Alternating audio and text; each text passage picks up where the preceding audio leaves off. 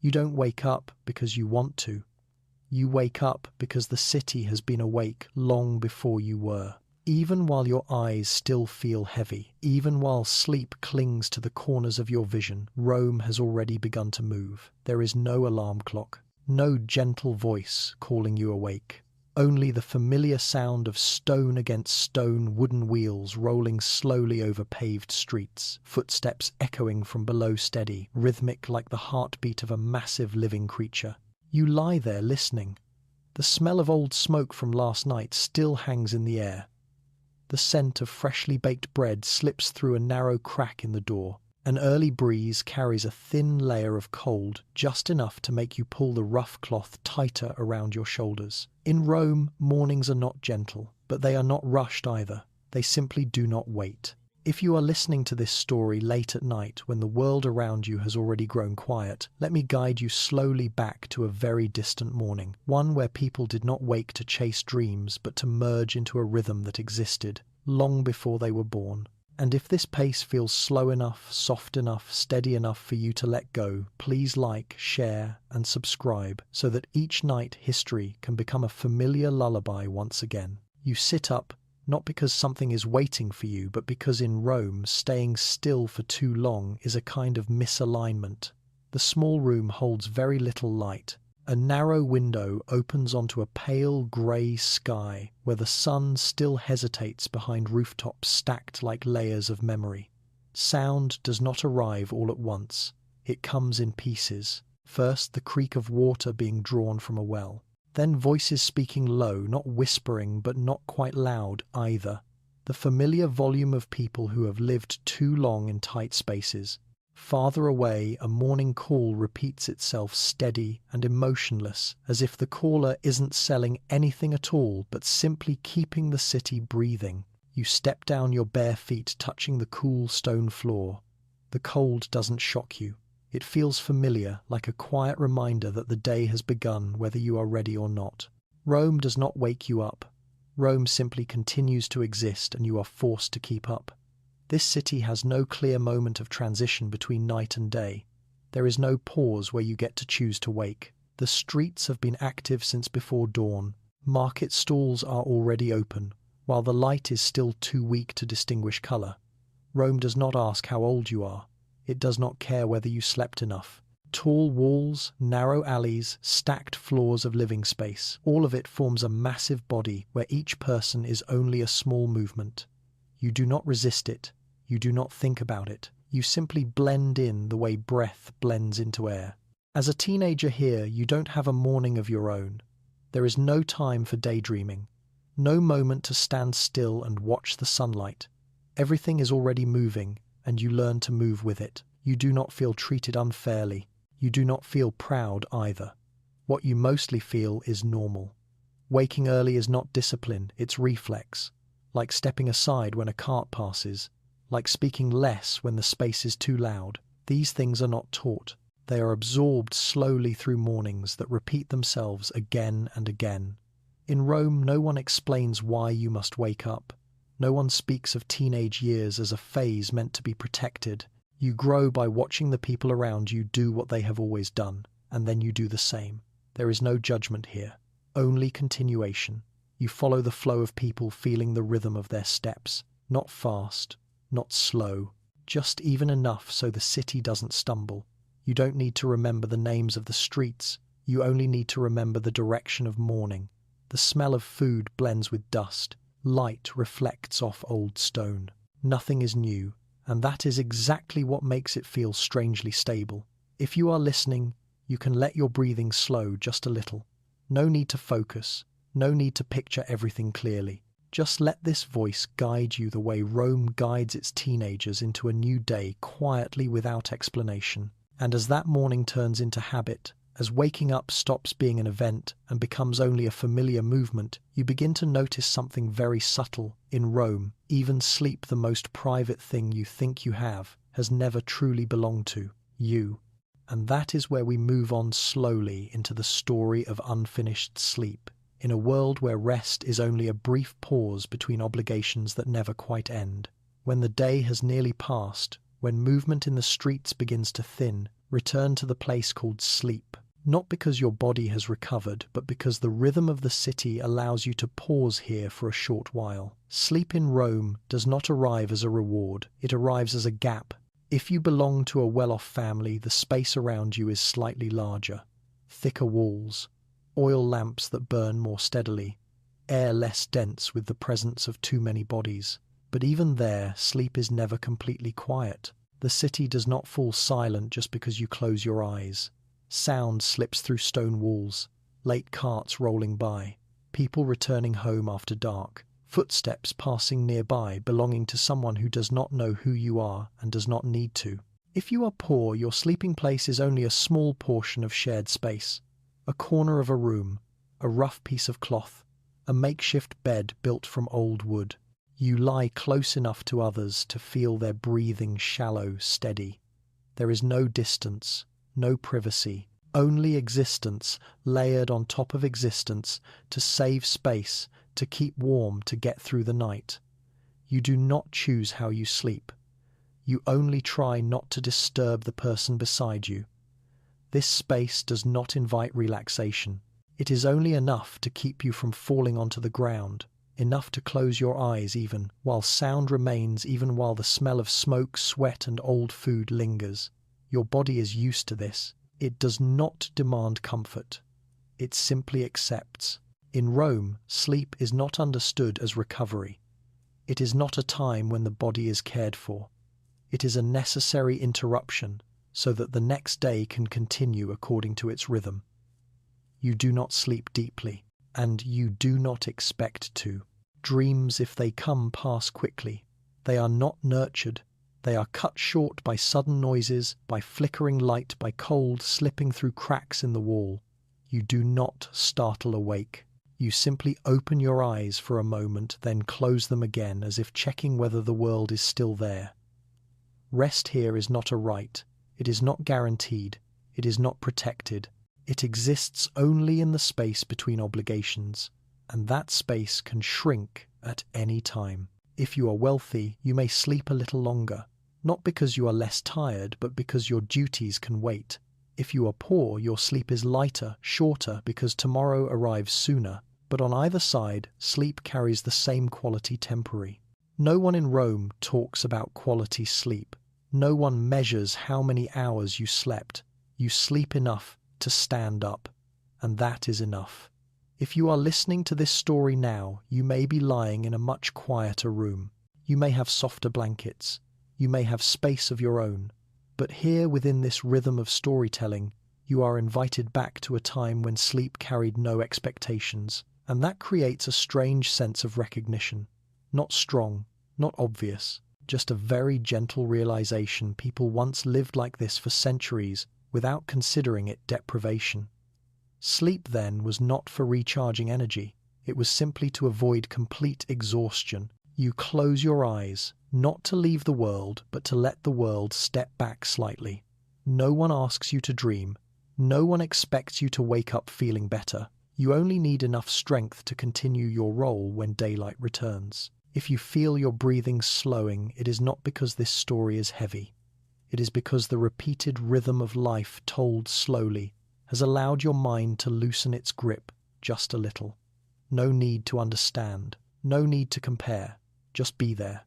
And when sleep, however brief, comes to an end, when early light slips once again through old cracks in the walls, you do not wake feeling rested. You wake with the familiar sense of a new day already waiting. A day that begins not with clarity, but with a very simple ritual, putting a small amount of food into your body so you can remain standing within the shared rhythm of life.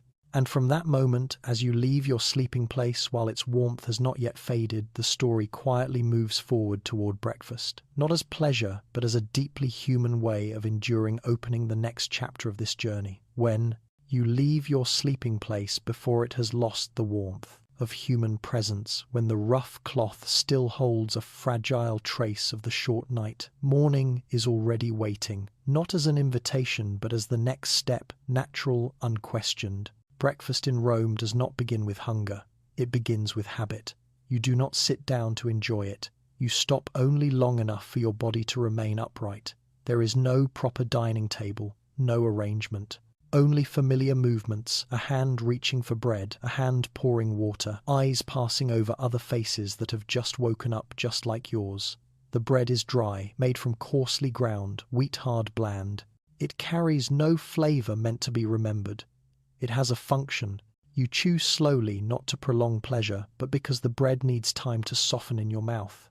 Your jaw works mechanically, as it has on hundreds of mornings before. No one asks whether you like it. No one expects you to.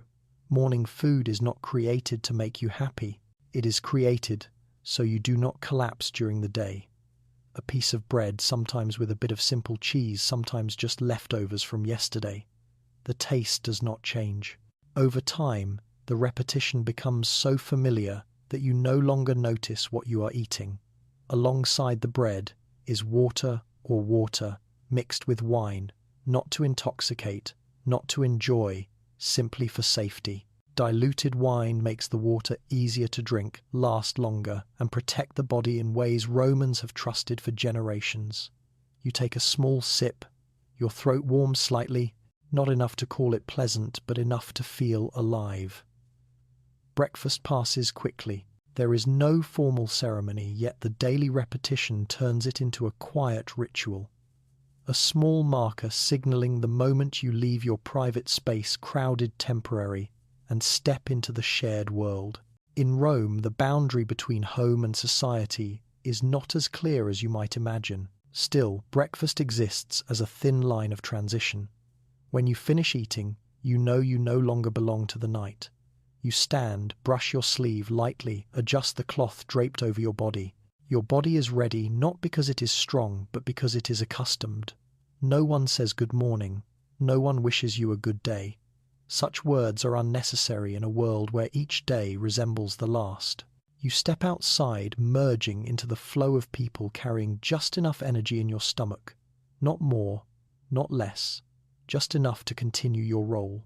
If you are wealthy, your breakfast may be slightly more abundant, more fruit, a bit of honey. But that difference does not change the nature of the meal. Whether plentiful or sparse, breakfast is never a moment to pause. It is a threshold, not a destination. For the poor, breakfast is even more indistinct. Sometimes, only a small piece of bread eaten quickly. Yet this does not cause outrage. The body has learned to adjust. It does not demand more than what it is given. Breakfast then becomes an act of survival. No thought required, no emotion needed. Only repetition. If you are listening to this story in the quiet space of the present, you may feel the contrast clearly. But here, within this slow rhythm, you are not invited to compare. You are only invited to observe, watching a distant morning where people began their day not with hope, but with adaptation. Each chew, each swallow, each sip moves your body one small step deeper into the shared rhythm of life. You do not need to know what today will bring. You only need to know that you have completed the first ritual of the day, and that steadiness, when told, slowly carries a strange sense of calm. No climax, no change. Only familiar actions repeated like the steady heartbeat inside the chest. You do not need to remember this breakfast. You do not need to think about it. It exists only long enough for you to step outside, then it disappears, giving way to the obligations waiting ahead. When you are finished, when the last piece of bread is no longer in your hand, you do not look back. There is no nostalgia, no regret. Breakfast has completed its function, and at that moment, as you fully step into the public space, something very gentle yet very clear begins to emerge in Rome. There is little room for lingering between childhood and adulthood. You have eaten like an adult. You have stepped out like an adult. And very soon you will be treated as one, not through explanation, but through responsibility. From that moment on, as breakfast closes and the city opens fully before you, the story quietly moves forward toward a fundamental truth of ancient Rome, where adolescence was not a phase to be preserved, but something passed through very quickly. After the simple breakfast, when the taste of bread has faded from your mouth and a thin warmth has just reached your stomach, you step outside, not to explore, not to search, only to continue. And in that moment, something very subtle yet very clear begins to surface. In Rome, there is no buffer where you can stand halfway between child and adult. There is no morning when you wake up and are told, from today you are growing up. No one sits you down to explain. There is no extended concept of transition. Maturity arrives like a door already open. You walk through it because there is no other path.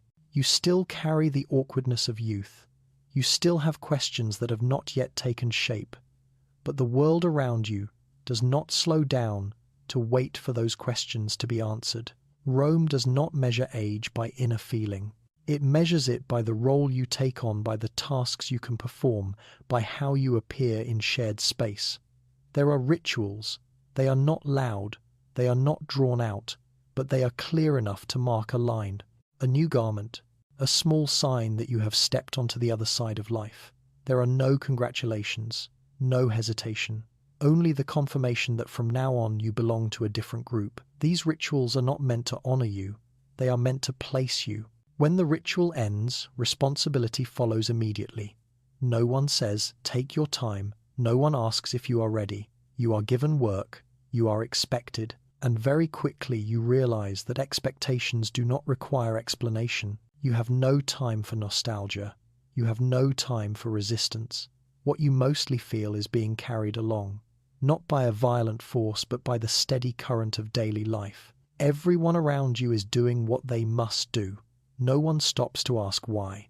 And you, by observing, learn that questions are not always necessary. In Rome, role comes before emotion. You learn how to stand in the right place before you understand why you are standing there. If you look back at yourself in that moment, you do not see a shock. You see only a gradual shift in how people look at you. Their eyes change. Their tone changes. The distance between you and others is adjusted, not through words, but through habit. You begin to be asked for more. Not because you are stronger, but because the system needs you in that position. And you respond not with enthusiasm, but with adaptation, a skill sharpened through days that repeat themselves. No one in Rome says, "You have lost your adolescence," because no one believes it ever existed as a phase meant to be preserved. You grow up while working. You mature while learning how to stand still in a crowd, listen, wait your turn, and step forward when your name is called. At times you feel as though you are wearing a role that is too large. At times your gestures feel clumsy inside the new frame of responsibility. But that feeling is never named. It passes through, then dissolves, making room for the next task. If you are listening to this story, you may be used to the idea that adolescence is a protected stage, a time to try and fail. Here, within this slow rhythm, you are invited to look at a different world, one where protection does not come from delaying responsibility, but from joining the community earlier. Not everyone feels light during this process, but this story does not pause to judge. It only observes. It only notes that people in many eras have learned to grow up by accepting roles before understanding themselves. The feeling of being carried along is not always frightening. Sometimes it brings a kind of stability. When you know what you must do when the path is already drawn, the mind does not hesitate. You move forward steadily as so many before you have done. And that steadiness, when told in a calm voice without resentment, creates a very natural sense of settling. You do not need to agree. You do not need to object. You only need to be there with the current feeling life move. In Rome, maturity is not a radiant moment. It is a sequence of days, each adding a little more responsibility, a little more expectation, a little more familiarity. You do not mark it in memory, you simply live through it, and then one day you realize you have been standing firmly in that role for quite some time. The clothes you wear no longer feel strange. The way you appear before others has become natural. On the outside, you look like an adult. Inside, there may still be traces of youth, but they no longer block your steps. If you are listening, let your breathing slow. There is no need to grasp every detail. No need to draw conclusions. This story does not ask you to understand Rome. It only invites you to feel a different way of growing up, one where maturity is not waited for, but worn day by day. And when the role has settled, when responsibility has attached itself to the body like a familiar garment, something very concrete becomes clear. People do not grow only through time, but through what they wear upon themselves. From clothing to posture to speech to how one is seen, everything begins to shape behavior slowly yet surely. One morning, not very different from any other, you put on a new set of clothes. There is no drumbeat, no announcement, just a different piece of fabric draped in a way your body has not yet fully learned. A toga. It does not fit perfectly at first. Its weight pulls your shoulders down just slightly. The folds need time to learn how to rest on your body. You do not walk quickly. You walk more carefully, as if afraid of disturbing something invisible. A toga is not clothing meant to keep you warm. It is not meant to make you comfortable. It is a sign. In Rome, clothing is not just about covering the body. It speaks for you before you have a chance to open your mouth. When you wear a toga, the world looks at you differently. Eyes linger longer. The distance between you and others adjusts, subtle, precise. You do not need to understand this. You simply feel it. The new garment makes you stand straighter even though your back is not yet used to it. Your movements slow. Your voice, if you speak, lowers slightly. Not because anyone demands it, but because the toga carries its own rhythm, the rhythm of those who wore it long before you. Clothing here does not merely cover the body.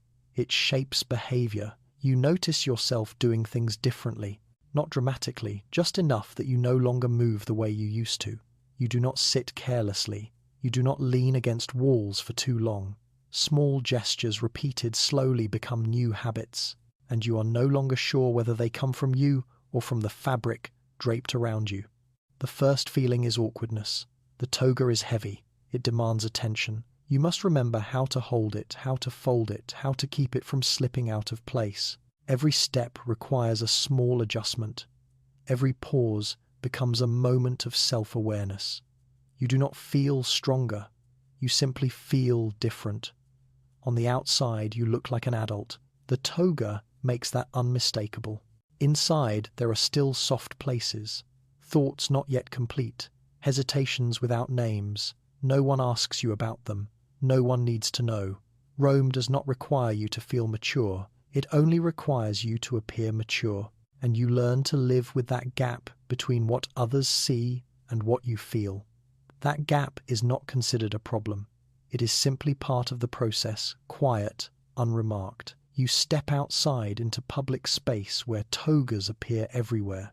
Each person wears it a little differently, but the meaning is the same. This is a world of roles, of positions, of accepted outward forms. Within that flow you do not stand out, and that brings a strange sense of safety. You do not have to decide who you are. The garment has already spoken for you. If you are listening to this story, you may remember wearing something that changed how you behaved. Not because you were pretending, but because the context had shifted. Here, in ancient Rome, that idea is carried into a complete system. Clothing does not only reflect society, it keeps society running smoothly. As days pass, you grow used to the toga. Its weight no longer strains your shoulders.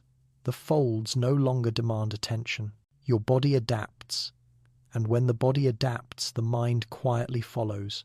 You no longer think about what you are wearing. You simply live inside it. Maturity then does not arrive as a sudden emotional surge. It arrives as familiarity. You do not remember the moment the toga began to feel normal, but one day you realize you are no longer awkward. On the outside, you fit completely. On the inside, youthful parts remain, but they have learned to stay still. This story does not claim that this is right or wrong. It only observes that in many civilizations, people have grown up by putting on roles before they truly felt ready. And the quiet nature of that process, no explanation, no resistance, creates a rhythm that is steady, predictable, repeatable, a rhythm that the mind, when hearing it told slowly, can relax into. If you feel your breathing deepen slightly, it is not because this story carries heavy information. It is because the image of the toga repeated, draped heavy, yet stable, creates a familiar sensation like a weighted blanket resting gently on the body. You do not need to remember every detail. You only need to let the image be there. And when you are standing firmly in your clothing, when behavior has been shaped enough that you no longer have to think about it, something else begins to emerge, not from the garments, but from the sounds around you. voices, explanations. Learning that does not happen in closed rooms, but in the open noise of daily life. Once you have grown accustomed to the weight of the garment on your shoulders, once the folds no longer demand your attention, something else begins to happen naturally. You learn, not inside a closed room, not within carefully arranged silence. You learn right in the middle of life as it moves. Rome's schools have no doors to shut. They open directly onto the street, to the sound of carts rolling, to people calling out to one another, to dust and the smell of food mixed in the air. You do not step into a separate space to study. You simply stop somewhere and learning begins. It might be a shaded street corner, a stone wall darkened by years, a teacher standing there, his voice steady, not raised because he is accustomed to not being fully heard. Students sit or stand around him without clear rows or order. There is no sharp division between those who are learning and those who are merely passing by. The noise does not quiet itself for learning. Learning adjusts itself to survive within the noise. You listen not by blocking out other sounds, but by letting the teacher's voice rise just enough above the familiar background. Sometimes you miss a sentence. Sometimes you catch only part of it. But no one stops for that. The lesson does not wait for you to catch up. It continues forward steady like the flow of people outside.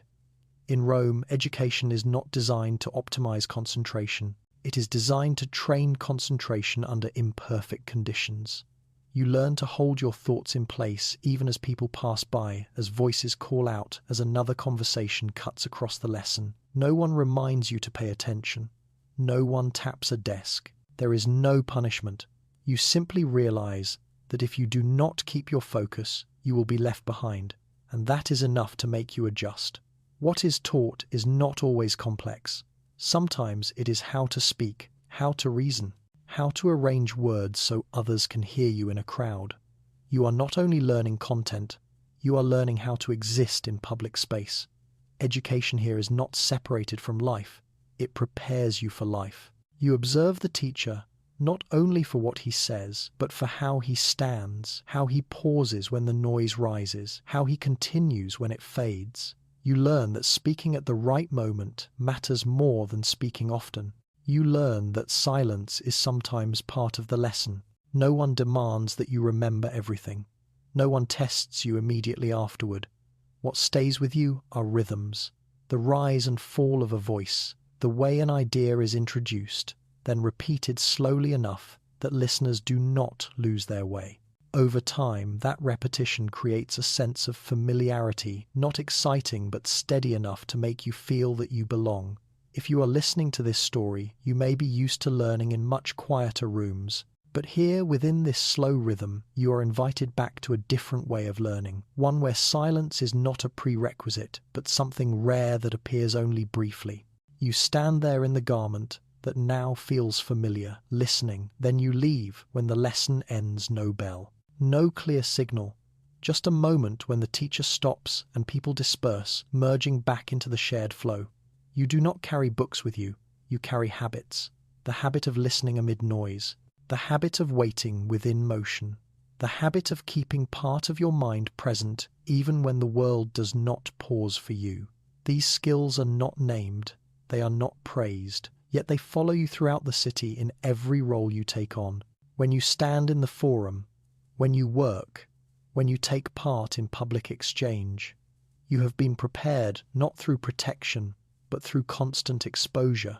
Education in Rome does not aim to create separate individuals. It aims to create people who can blend in. And that blending, when told in an even voice without emphasis, produces a stable rhythm of life. No peaks, no moments of brilliance, only lessons repeated amid repeated noise across repeated days. If you feel your mind beginning to loosen, it is not because this story is simple. It is because it does not ask you to hold tightly to anything. You can let each image pass the street corner, the voice, the footsteps, without needing to assemble them into a complete picture. You do not need to remember the lesson. You only need to remain within the rhythm of learning. And that rhythm, extended over time, becomes part of life itself. You no longer clearly distinguish between moments of learning and moments without it.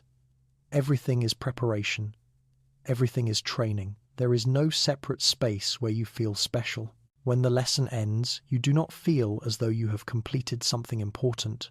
You simply feel that you continuing to walk, continuing to observe, continuing to blend in. This is how this education works, quietly, persistently, without needing attention. And from that preparation, something else follows very early.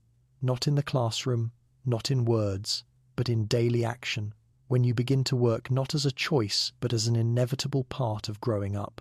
You have learned to focus amid noise.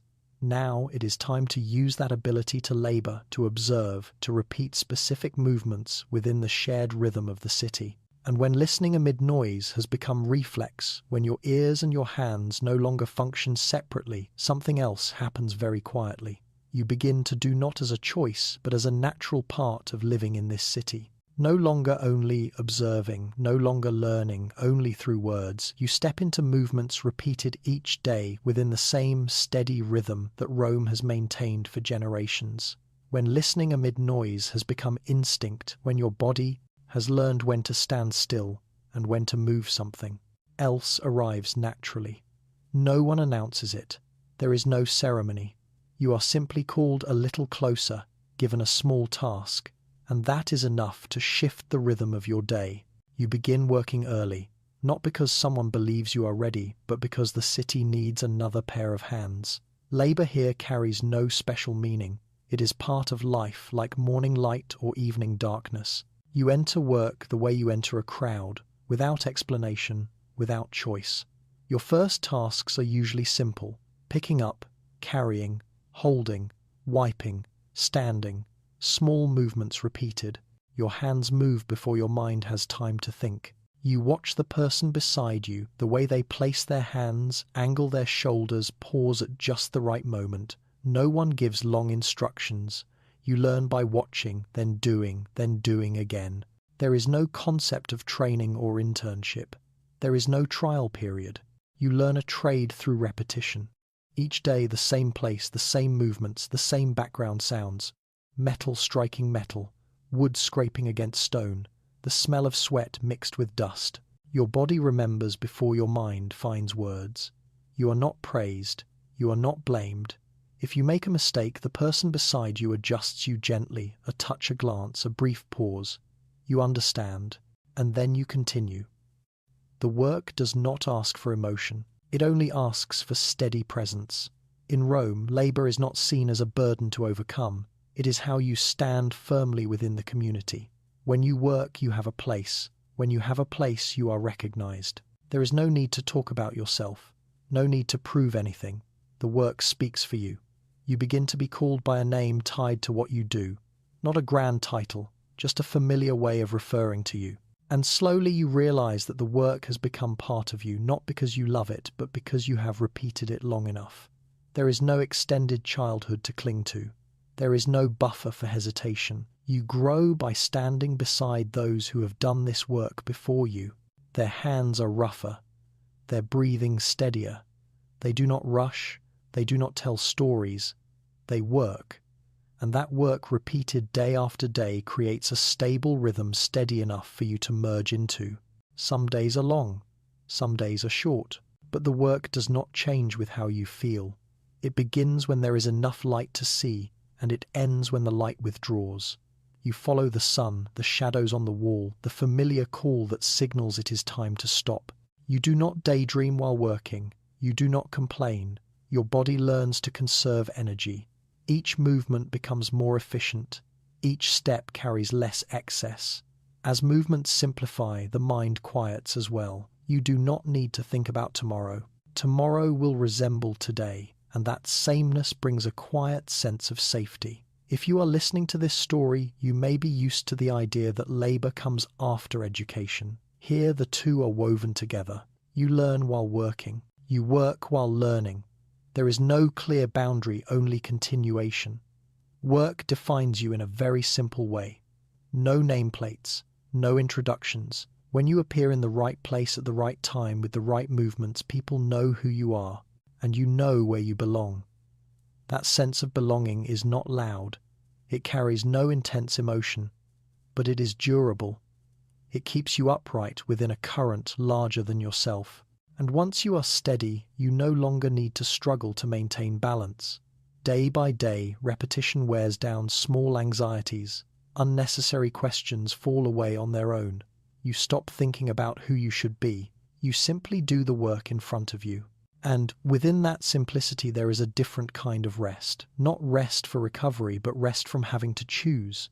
You work alongside others, not always talking, sometimes only sharing breath, sharing rhythm. Their presence warms the space, not because the fire burns hotter, but because someone is there with you doing the same task on the same day. As the sun lowers, the work slows.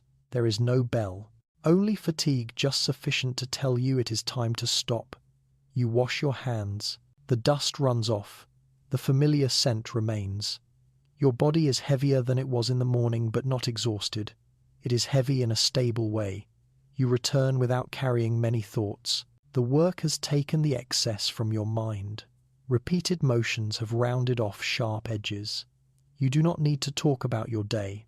The day has already spoken through the marks on your sleeves. If you are relaxing, let your breathing fall into that rhythm, steady, slow, unforced.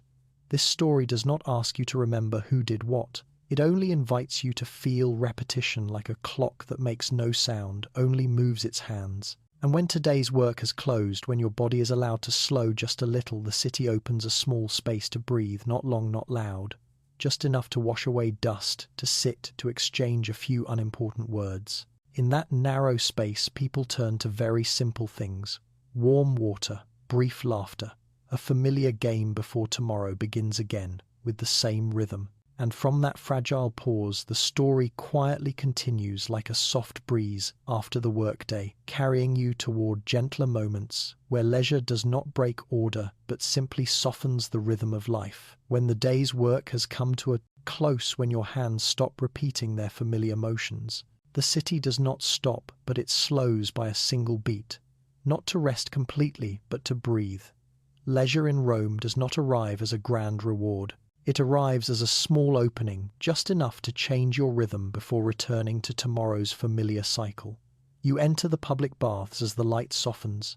Space opens up.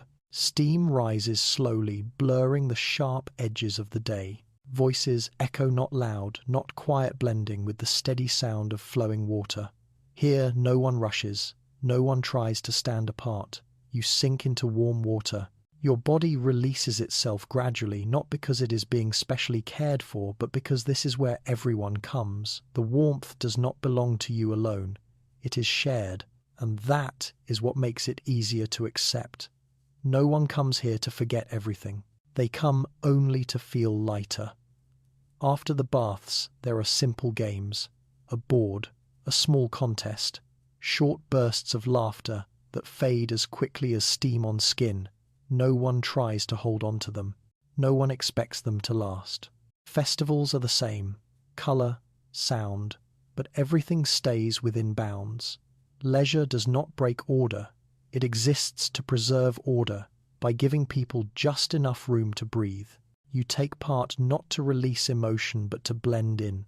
You see familiar faces, people you worked with, people you will meet again tomorrow in the same roles. Here they smile more gently. Speak less. No one tells long stories. Joy in Rome is not designed to last. It is designed not to make you forget who you are. You do not return home feeling exhilarated. You return feeling balanced. Your body has been loosened slightly. Your mind has been rinsed of the sharp edges of the day. But everything remains in its proper place.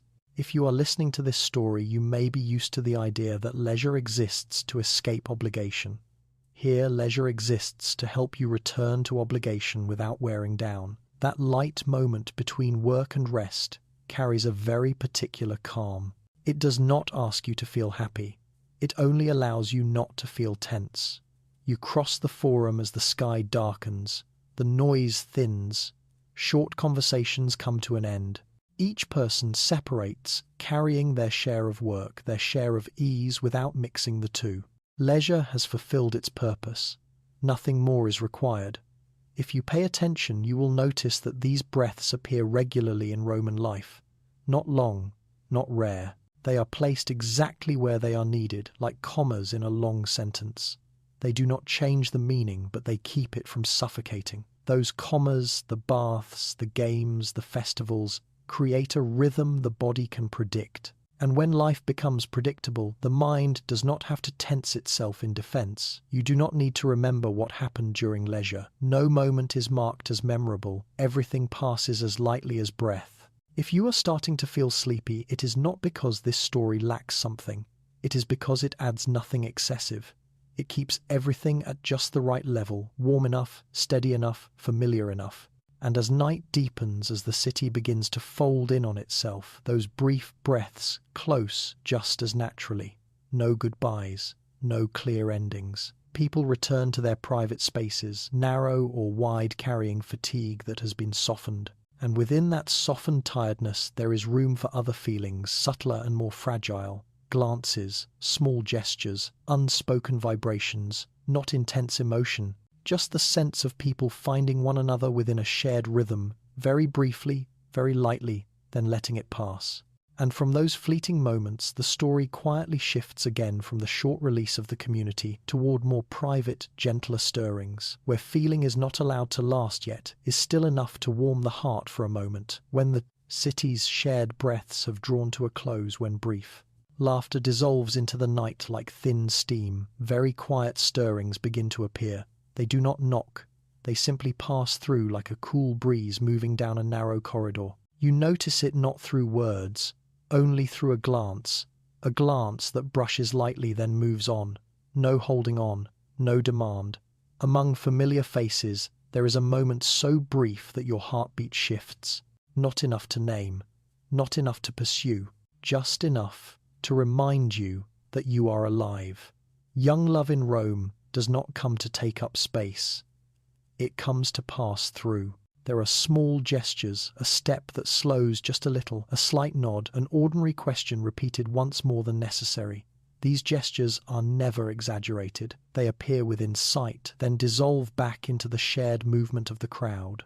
You are not alone with this feeling, nor are you allowed to keep it to yourself.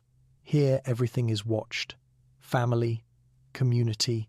Old conventions rest a hand on emotion, not heavy but firm enough to remind you of your place. Feeling is allowed to exist as long as it does not cross the invisible line. You learn to love through restraint, not out of fear but out of familiarity. These stirrings rarely get the chance to grow. They are not nurtured with private time. There are no long meetings, no whispered promises. Only brief, scattered moments accepted precisely because they cause no disturbance. If there is joy, it is very thin. It does not keep you awake. It does not make you forget tomorrow. You carry the feeling with you like a small stone in your pocket. You touch it now and then, knowing it is there, then you forget it again. No one asks you to decide anything. No one asks where it might lead. In Rome, young love is not designed to go far. It is designed not to pull you out of rhythm. If you stand beside that person in shared space, the baths, the forum, a narrow street, you do not try to extend the moment. You let it pass. That passing keeps everything safe, and within that safety feeling does not need to disappear. It only needs to remain still. At times you wonder whether you are missing something, but the question is never pursued. It dissolves with footsteps, with the smell of smoke, with the fading glow of oil lamps as the night deepens. Tomorrow still comes. Work still waits.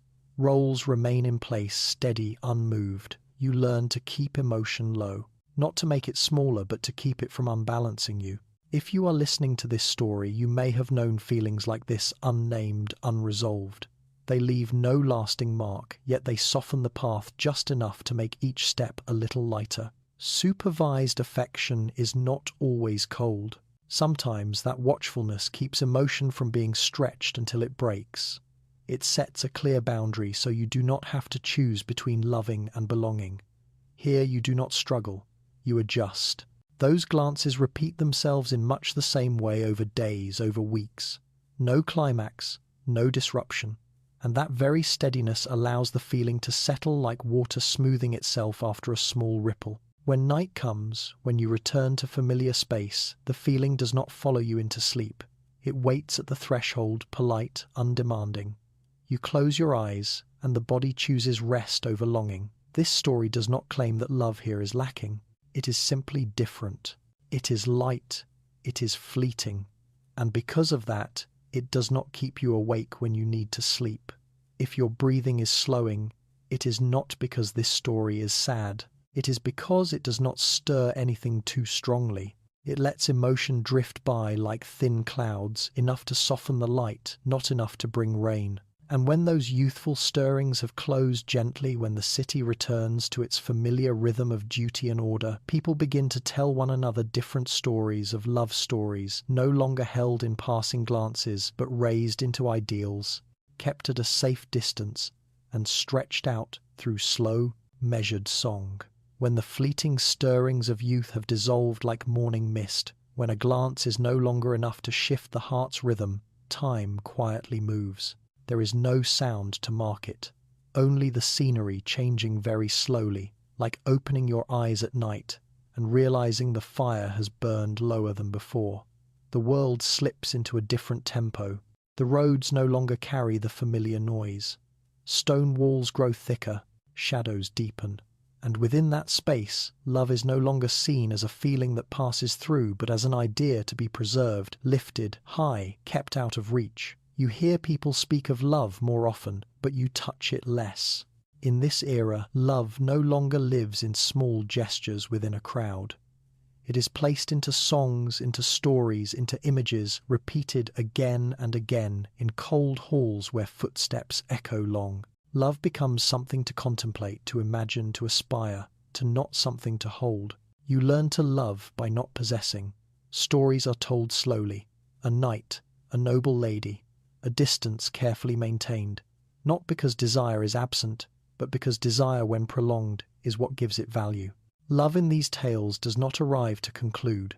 It arrives to continue within imagination, within longing left deliberately unfulfilled, not touching, not taking, not rushing. You sit and listen, feeling a different kind of warmth, not the warmth of a body beside you, but the warmth of a thought being sustained. Love becomes a spiritual matter, a flame carefully shielded so it does not flare up and vanish. Here, desire is not something to be resolved, it is something to be kept. Poems, songs, and slow rituals stretch the feeling of anticipation, and that very stretching makes love appear deeper, higher, separated from ordinary life. You do not need to see the one you love every day. Sometimes, knowing they exist somewhere is enough for feeling to continue. Time in these stories flows differently. It is not used to reach an outcome. It is used to preserve a state. Each day repeats itself with the same distance, the same yearning, no forward movement, no retreat. You are not impatient. You are not waiting for an ending. And that is what allows the mind to rest. When there is no destination, no pressure to complete anything, emotion does not need to climb higher. It lies still like a slow river moving beneath fog. If you are listening to this story, you may notice a clear difference. Love here does not make the heart race. It deepens the breath. It does not pull you out of reality. It places you within an order where feeling is allowed to exist as long as it does not disturb the shared structure. Idealization is not meant to deny humanity. It is how people protect themselves from upheaval. You do not see passionate encounters. You see measured bows, carefully chosen words, gazes that linger just long enough to recognize one another, then turn away to preserve safety. Love is placed within form, not to make it smaller, but to make it endure. Within that endurance there is comfort. You know your feeling is not something that must be released immediately. It can remain with you quietly. And silence, when shared by an entire community, is no longer frightening. Stories of love like this are told in the evening when the fire has grown low. The storyteller's voice does not rise. There is no climax. Only a steady rhythm, like wind moving along stone walls. You listen not to understand, but to remain there within a world where feeling is lifted high, not weighing down the body. Idealized love is also love made lighter. It asks for no action. It demands no choice. And when no choice must be made, the mind can relax. You realize that across generations, people have found many ways to live with their emotions. Sometimes they let them pass quickly. Sometimes they keep them far away. Either way, the goal is not to resolve feeling, but to live alongside it without unbalancing life. If your breathing has grown more even, it is not because this story offers answers. It is because it does not ask you to argue. It simply places an image before you love as a lamp hung high, bright enough to see but not hot enough to burn. And then, within that world, images begin to settle. Roles grow more clearly defined. Distance becomes a condition of existence, not only in love, but across the entire social structure. Each person stands in their place, keeps the proper space, repeats familiar rituals. When everything has taken shape, when ideals have replaced friction, people find safety in those very distances. They do not need to move closer to feel connected. They connect by believing together in a shared order. And from that order, familiar figures slowly emerge, characters spoken of more often, roles held more tightly, where love continues to exist, not through touch, but through carefully protected distance. When idealized images have settled high, above, when love no longer seeks to touch, but remains within. Carefully preserved distance, daily life begins to operate through clearer roles. You see them appear regularly repeated, like the folds of a cloth that has been smoothed again and again. There is the knight, there is the lady, and between them is a distance carefully maintained. The knight is not defined by emotion. He is defined by position, by standing straight, by measured steps, by knowing when to advance and when to stop. His armor is heavy, but it does not slow him. It makes every movement more deliberate, as if each step has already been practiced countless times. The lady appears within ritual space, soft light, muted fabrics, restrained gestures, nothing hurried, nothing out of bounds. Her presence does not demand possession, it invites respect. The distance between them is not a lack, it is a condition for existence. You see them meet on occasions already determined, not by chance, not by surprise. These encounters are wrapped in ritual where every gesture has a familiar shape, a bow just deep enough, a gaze that lingers for a single beat then withdraws. Everything unfolds slowly so no one is unsettled. Here, distance stabilizes emotion. It prevents sudden movement. It allows everyone to know where they stand, and when position is known, people can relax without needing defense. The knight expresses loyalty through repeated action, repeating oaths, repeating gestures of greeting, repeating the acts of standing guard, protecting, complying. Poetry flows alongside this structure, not to disrupt order, but to soften it. Verses are spoken slowly, never loudly enough to keep feeling within safe bounds. The lady listens not to respond immediately. Response, if it comes, lies in maintaining ritual timing. A nod, a very slight smile. These signals do not open doors. They keep doors exactly where they are. You begin to see that here, love and role are inseparable. Emotion is placed within form, and form is repeated each day. That repetition does not cause boredom, it creates stability. When everything is predictable, the mind does not need to tense itself. Ceremonies unfold at an even pace. Candlelight, footsteps, low music, no sudden climax. No one seeks to rise above others. Everyone knows their order, and that order is respected. Safe distance does not separate people. It keeps them from harming one another. You observe and realize that this structure endures. It survives through seasons, through generations, because it demands very little. No emotional explosions, no rushed decisions, only correct repetition at the correct time. The knight does not need grand gestures to prove himself. Being present in the right place is enough. The lady does not need many words. Silence kept in rhythm carries meaning enough. Poetry becomes the thread between them, neither pulling closer nor allowing the bond to break. If you are listening to this story, you may notice your breathing deepen, because nothing here asks you to react. You are only asked to observe, like watching an old clock that runs steadily without sound. In this world, stability is not imposed. It is the result of quiet agreement. Each person accepts their role, and that acceptance creates a shared sense of safety.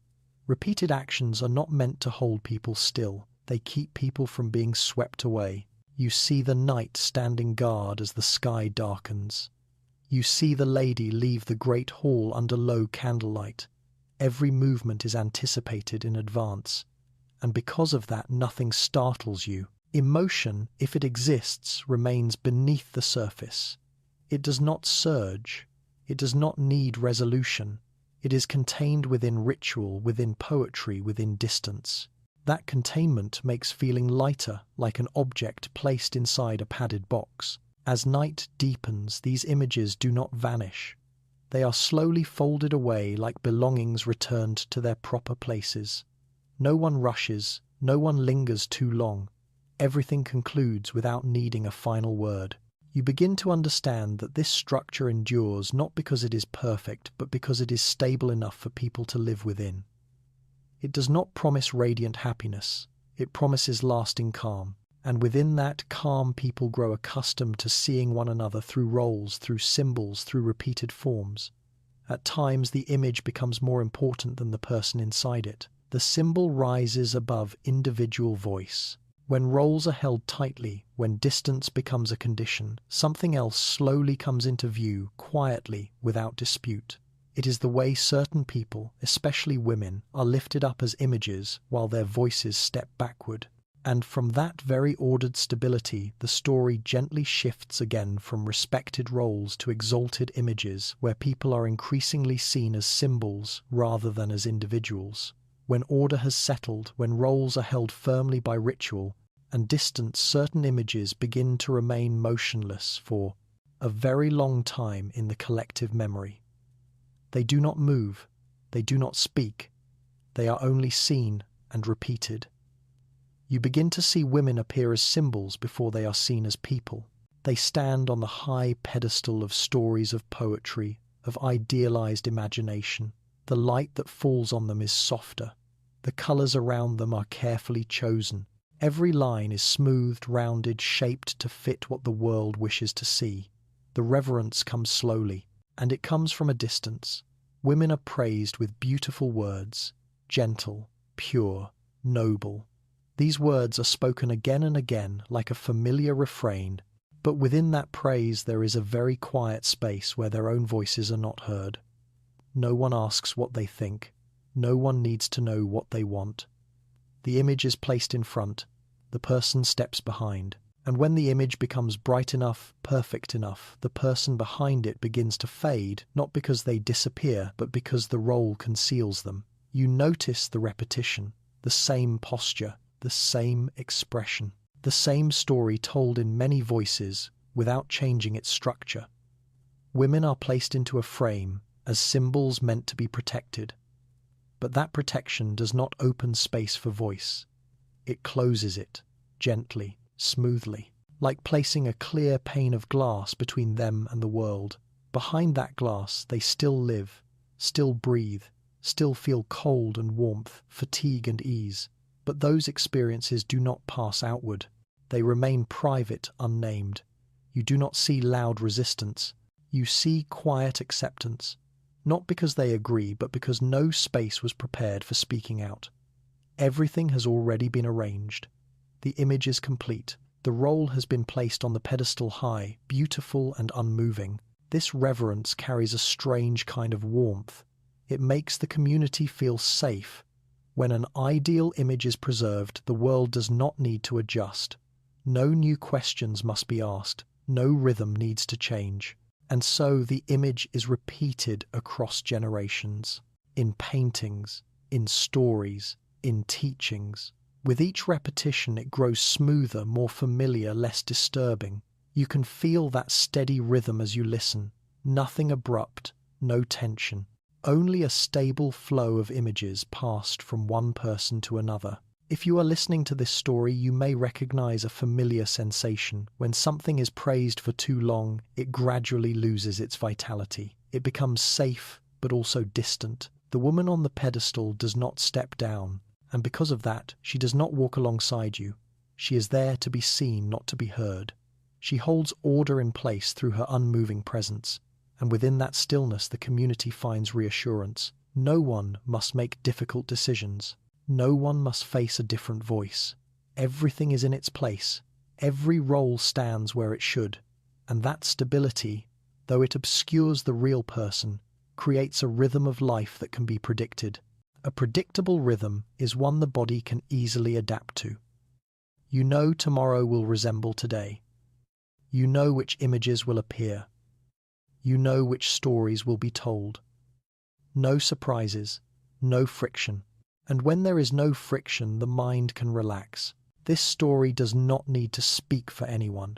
It simply stands still, observing, slowly, patiently, so you can see how images sometimes cover people, and how communities sometimes choose calm over complexity. There is no judgment here, only recognition. Recognition that across many eras people have built symbols to keep themselves within order. And in doing so, some voices have grown smaller, not because they did not exist, but because there was no space for them to sound. As night deepens, as the fire in the great hall burns lower, those images remain standing on the pedestal of memory, untouched, unmoved, preserved as part of a larger structure. And from that very preservation, something else begins to form slowly, quietly, when emotion no longer allowed to speak openly starts to find another path for survival. Not through symbols, not through ritual, but through more intricate social rules where feeling is permitted yet only within boundaries already set. Within that space, people no longer love through elevated images, but through unspoken conventions where everyone knows how far they may go and exactly where they must stop. When images placed high on their pedestals have become familiar, when symbols cover people with a soft layer of light, emotional, life begins to move along very fine lines. You do not see them at first, but you feel them like sensing a breeze passing through a long corridor, not strong, not cold, just enough to remind you that the air is moving. Feeling is no longer spontaneous. It becomes a social game, gentle, slow, and governed by rules. These rules are never written down. They exist in a gaze that knows when to stop, in a sentence that knows when to trail off, in a step that knows when to fall back by half a beat. You learn them not through instruction, but by watching those around you. Everyone knows how far they are allowed to go, and more importantly, everyone knows exactly where they should stop. Emotion is permitted, but within limits. Those limits keep everything in its proper place. You see encounters taking place in shared spaces, not private, not secret. Conversations last just long enough to be felt, just short enough not to cross a boundary. Gestures are measured, voices are lowered. Everything unfolds under the eyes of the community, and it is those eyes that create stability. No one hides emotion completely, but no one lets it overflow. In this game, roles are clear. Some take initiative, but only slightly. Others respond just enough. Some remain on the outside watching, waiting for their turn. No one breaks the structure because the structure provides safety. When the rules are followed, no one has to face chaos. You sense a strange relief in knowing the rules. When everyone knows how to play, no one has to worry about surprises. Emotion does not need explanation. It only needs to stay within the frame like a painting hung straight on the wall. Declarations, if they happen at all, are usually spoken through metaphor, poetry, allusion. A story told at an angle, allowing the listener to complete what is left unsaid. That ambiguity does not confuse. It creates a buffer enough space for feeling to exist without demanding immediate response. You do not need to decide. You do not need to choose quickly. Affection becomes a sequence of small repeated movements, predictable. A glance each day, a familiar greeting, standing a little closer for a moment, then returning to the usual distance. Repeated long enough, these movements form a steady rhythm, like the soft ticking of a clock in a quiet room. Within that rhythm, the community acts as regulator, not through forceful intervention, but through constant presence. When others are around, emotion adjusts itself. You do not need to control yourself too tightly. The environment does it for you. Affection, therefore, does not disrupt order. It becomes part of order. You see relationships last not because they are deeper, but because they do not disturb. There are no climaxes, no crises, only continuation, and that continuation brings a form of calm the body easily adapts to. If you are listening, you may notice your breathing has grown more even, because this story does not ask you to follow a plot. It does not place a question before you. It simply presents a scene where everything has already been arranged. When everyone knows their role, no one needs to compete. No one needs to prove anything. Affection is no longer something to achieve. It is something to maintain at the proper level. You move through gatherings where people smile lightly. No one laughs loudly. You hear compliments offered in moderation. Nothing exceeds its bounds. That moderation repeated over many days softens emotion, rounding it, smoothing its edges. This social game has no winners. It has no losers either. Its purpose is not outcome.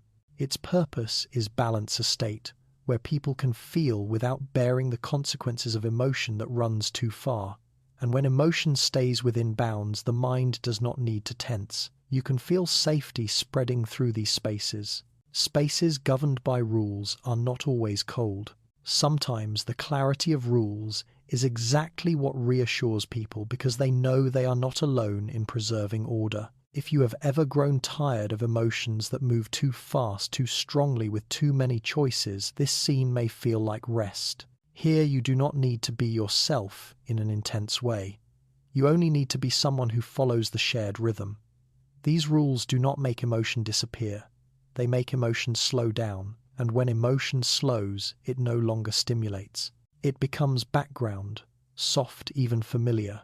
A surface the body can rest on, like lying on a thick rug, neither too soft nor too hard. As night falls, as gatherings end, at the expected hour, people depart in familiar order. No one carries anything unresolved. Everything has been placed back into its frame, safe, tidy. You return to your private space carrying a sense of lightness. Not because of great happiness, but because nothing feels heavy. No questions hanging in the air. No decisions that must be made immediately. And within that lightness, the story continues to drift very slowly, very far toward another time, where emotion is no longer regulated only by social ritual, but begins to be viewed through a new lens, more restrained, more quiet, where silence and rest are considered remedies. When social rules have grown, refined and familiar, when emotion is regulated through ritual, and the watchful eyes of the community time quietly drifts into another setting. Not through a sudden leap, but through a slow change in the atmosphere, like the shift of seasons when you don't notice at first, only realizing that the cold now lingers longer in the morning. The streets grow straighter, the houses rise taller, and inside them inner life is reorganized through new concepts. In this century, emotion is no longer something managed only by social convention. It begins to be named in a different way through the language of medicine. What was once seen as fragility, sensitivity, excessive feeling is now placed beneath the white light of the clinic, where everything must be classified. You do not sense anger in that space, only the cold seriousness of measurement. Thick ledgers are opened. Symptoms are carefully recorded. Prolonged fatigue, sadness without clear cause, tears that arrive at the wrong time. All of it is gathered, arranged, and placed under a name. Emotion becomes a sign. The sign becomes illness. Women appear most often on those pages, not because they feel more intensely in a dramatic sense, but because they are observed more closely. Every small change is noted. Every irregular rhythm is recorded. In a society devoted to order and stability, feeling that exceeds the frame is treated as something to be managed. You see them seated in quiet rooms where heavy curtains soften the light. Spaces are designed to soothe soft beds, cushioned chairs, pale colours. Gentleness surrounds them, not to listen but to quiet. Here emotion is not asked why. It is asked to settle down. Their voices are not dismissed. They are simply translated into different terms. When a woman says she feels empty, it is no longer a feeling to be shared, but a condition to be treated. When she is tired, it is not a sign of an overloaded life, but a symptom of inner weakness. You do not hear outrage. You hear trust. Trust in science. Trust in order. Trust that if emotion is placed into the correct diagnostic frame, society will become more stable. And within that trust, much is done with good intention, and much is overlooked. Days pass slowly within quiet treatments, little movement, little stimulation, little thought. The body is encouraged to lie still. The mind is advised not to wander. Silence becomes the most common prescription. You can feel the rhythm of time in those rooms, very even, very long, and with very little change. Here, emotion is not allowed to grow nor allowed to dissolve on its own. It is held in suspension, low enough not to disrupt, long enough not to require questioning. People are advised to rest, but this rest is not for recovery. It is to prevent movement. If you are listening, you may recognize a familiar sensation. When quiet lasts too long, it is no longer rest, but a form of stillness. Not painful, not violent, just very slow. The voice of this story does not need to accuse. It simply stands nearby and observes how a society in its effort to preserve order chose to soften emotion by naming it illness, not to harm but to manage. Women once again become the center of that management, not because they are weaker but because they are expected to be more stable. Any disturbance from them unsettles the broader structure, and so they are carefully tended to the standards of their time. You notice a familiar repetition, identical days, identical instructions, identical advice.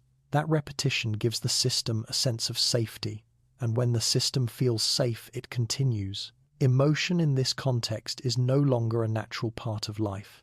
It becomes something to monitor, to record, to adjust, and in that process, little space remains for hearing emotion as a message. But this story does not pause to judge. It simply notes the shift from feeling regulated by society to emotion managed by medicine. People continually seek ways to live with their inner lives without letting order collapse. Each era chooses a different method. None are entirely gentle, but each reflects a deeply human desire to be at peace. If your breathing has slowed, it is not because this story is sad. It is because it does not push you into conflict. It places you in a quiet space where everything is slowed, reduced, hushed. And within that hush, there is a very soft question, needing no answer. Does rest truly come from stopping emotion, or from allowing it to pass through? That question does not need to be resolved here. It only needs to be set down lightly, like a cloth placed over a chair, so you do not have to carry it. As night deepens, as lamps dim, those quiet rooms seem to stretch longer. People lie there, not because they are sleepy, but because they are instructed to rest. Time moves slowly, very slowly, as if waiting for something to happen, but it does not arrive. And, within that long waiting, the meaning of rest begins to change. It is no longer a natural pause between rhythms of life, but a prescribed state. Mandatory, scheduled, ruled. From here the story continues to drift very gently, very evenly, into days where silence becomes the primary therapy, where people are asked to lie, still, not act, not react, in order to regain balance in a very different way. When emotion has been named through terminology, when inner stirrings have been placed into files and schedules, people enter a very quiet phase. Not loud, not dramatic, just a pause stretched longer than usual. You are invited to lie down, not to sleep immediately, but to remain still. The bed is neither too firm nor too soft. The light in the room is softened by thick curtains. Outside sounds are held back by high walls. There is little left to look at, little left to hear, nothing that needs to be done. You lie there and time begins to move in a different way. There are no clear markers, no sign that today is different from yesterday. Days connect through the same steady rhythm, like a clock on the wall, neither rushed nor slow, simply repeating. Silence is considered beneficial. It is regarded as medicine. You are advised not to think too much, not to read for long, not to write, not to speak. All movement is reduced to the lowest level, as if the body were a fragile object that must be kept still to avoid breaking. Rest here is not a pause between two rhythms of life. It is a prescribed state. You do not rest because you are tired. You rest because you are instructed to rest. Silence fills the space, not heavy but persistent. It does not ask whether you are ready. It is simply there, waiting for you to adapt, and slowly you do. Not because it heals, but because there is no alternative. Time stretches out, very even, very flat. You no longer clearly distinguish morning from afternoon. The light changes very little. The body does not prepare for anything. There are no obligations, no expectations, no outcomes to reach. At a certain level, this brings relief.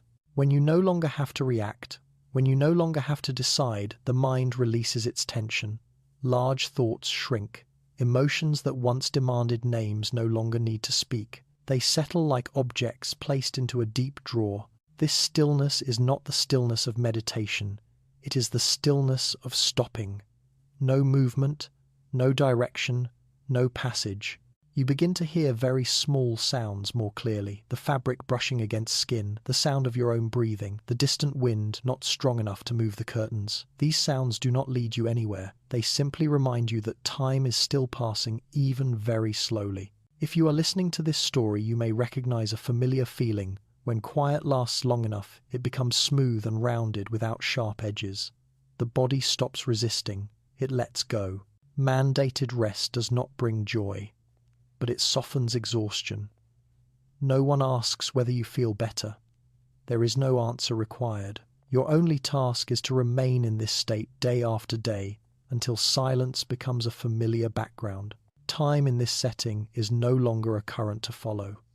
It becomes a wide plain where everything happens in much the same way, and it is precisely that sameness that allows the brain to release its vigilance.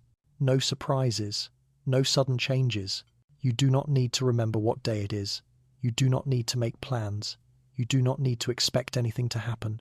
Those concepts have been temporarily removed from your life. Healing, if it occurs, does not arrive as a bright moment. It does not come as a feeling of being better. It comes as reduction, less thinking, less reacting, less strain. The body learns to lie still without anxiety. The mind learns not to wander far.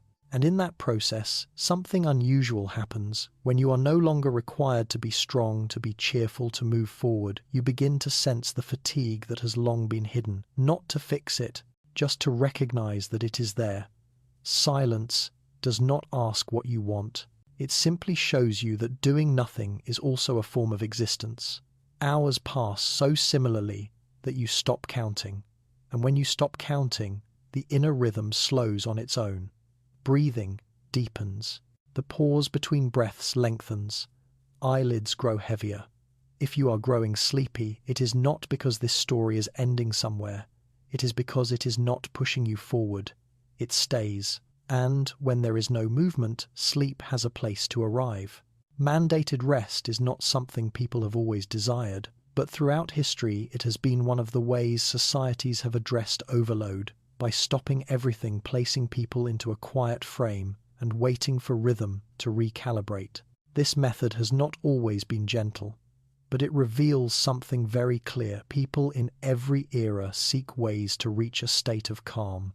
As night deepens, as the room darkens just enough that shapes blur, silence is no longer a command. It becomes space. And within that space, sleep does not need to be summoned. You may let your body grow heavy. No need to think about tomorrow.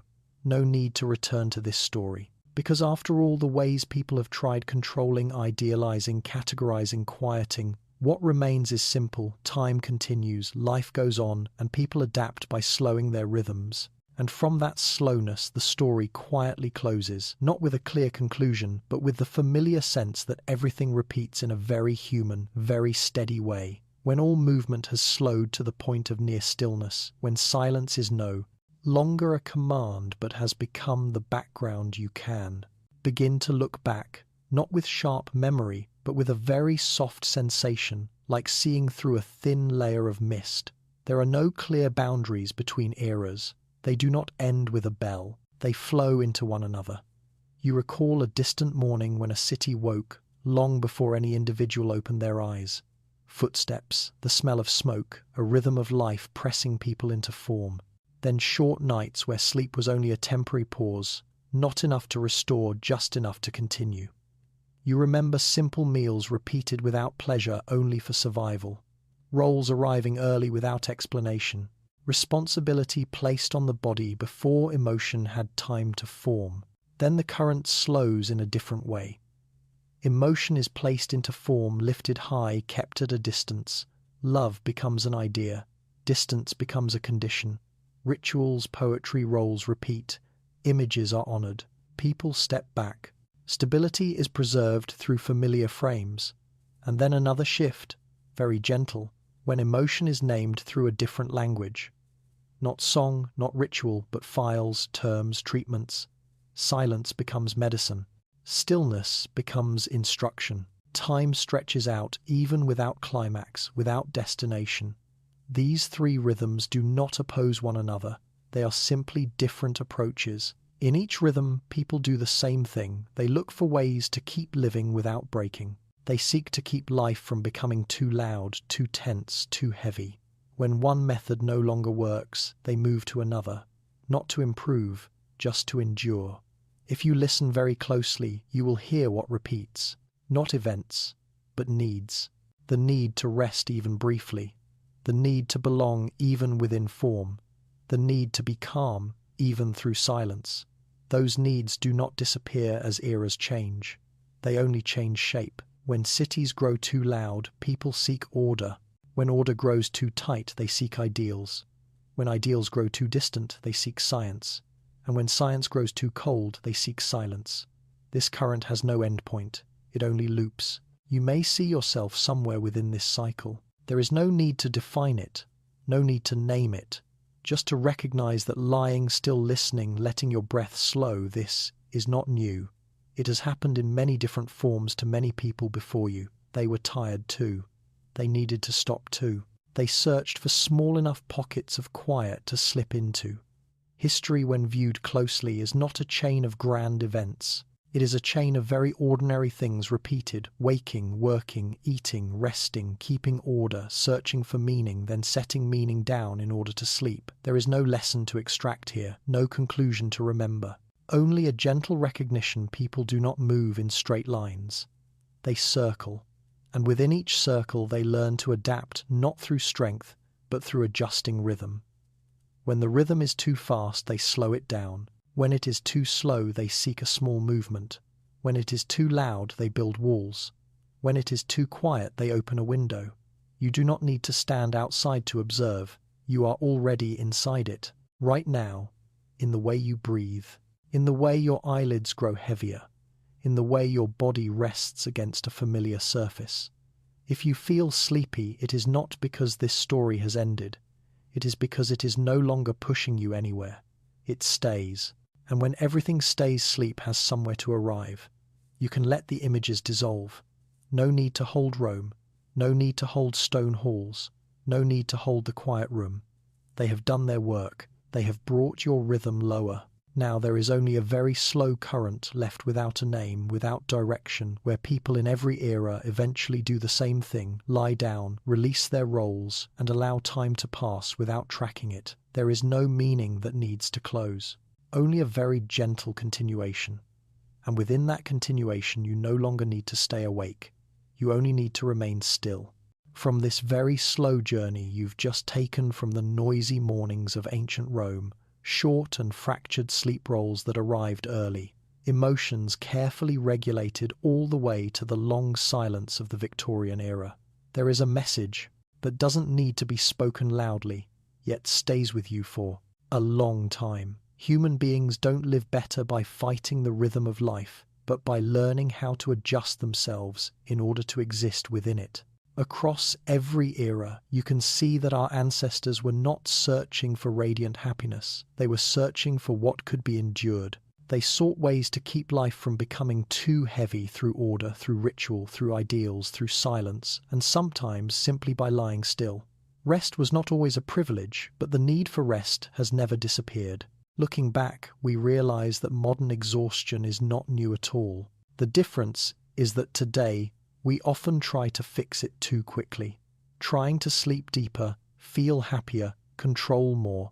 History, however, whispers something very softly. Sometimes simply slowing down, reacting less, staying still for a moment is already a form of adaptation. If this story has helped your breathing slow by even a single beat, your shoulders drop just a little, or made you feel less alone in your fatigue, then it has fulfilled its purpose. Thank you for taking the time to listen, for allowing history not to wake you up, but to lull you towards sleep.